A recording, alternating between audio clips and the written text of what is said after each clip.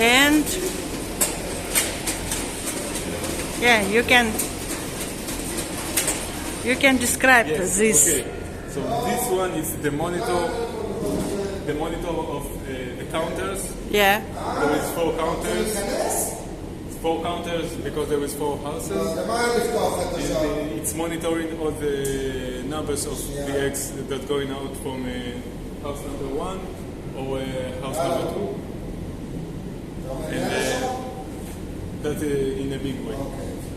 It's this For example, if the system, yes, this the monitor of all system. Yeah.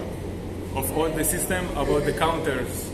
There is a thing, one thing like this that count all the eggs that going.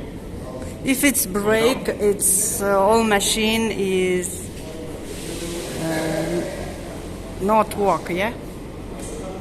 If it's not working, yes, everything is not working because this is the monitor. Yeah, but yeah. for example, if there is 2,000 in house number 4 and 3,000 in house number 3, so the first one counts 2,000. After this, he counted again.